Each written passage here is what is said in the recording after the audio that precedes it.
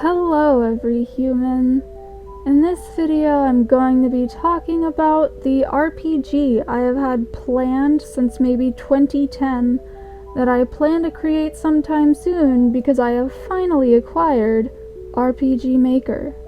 Now, like many other people, I had a great deal of inspiration come to me after playing the game Yume Nikki, which is also Dream Diary, where you play as Marutsuki, who appears to be a young girl navigating through her dream world in the Nexus, which is what you enter to find all of these different doors to enter all of these different worlds.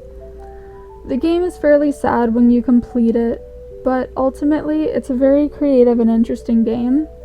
However, the ending is depressing. The game itself is a little depressing once you see the ending as well. But this game influenced me a ton when it comes to my work, as well as many others I have known in the past.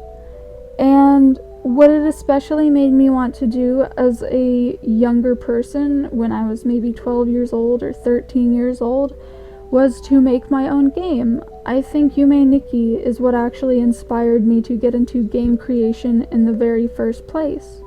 My idea for a game was a very similar idea to Yume Nikki, that is, and it had, of course, to do with my main character exploring her dreams through a nexus of sorts. However, in my case, the nexus would have been a large mansion, which I later developed a story behind, which was that my main character, who is now named Amalia responds to an ad about house-sitting a large mansion, and that mansion is where the entire game takes place. You are simply house-sitting, and the original idea was just something similar to Yume Nikki, in which you enter doors and find out that they are different worlds behind these doors, specifically dream worlds. Now, this concept has since changed by a lot. It's become more horrific and plenty more disturbing when you explore the entire plot rather than just the premise. The game now focuses on Amalia's experience house-sitting this house. There's still the same case that this house happens to be a portal to many different worlds, and the different doors in this mansion happen to lead Amalia to different places that happen to be specific people's dreams. However, the main character Amalia does not know this in the game. It may be found out at the end of the game or sometime you've spent playing the game. It's not initially apparent, however, but I would not consider that a spoiler for what I have planned at the moment, at least. Now, the idea was that over the span of a few days, these worlds would change a little in order to reflect another situation going on. I will not be specific about this because that is what the game or the end of the game focuses on, but there is more happening than that is being shown in the game, at least initially. But I wanted this game to match my own aesthetic, which happens to include a pink or purplish tint in color.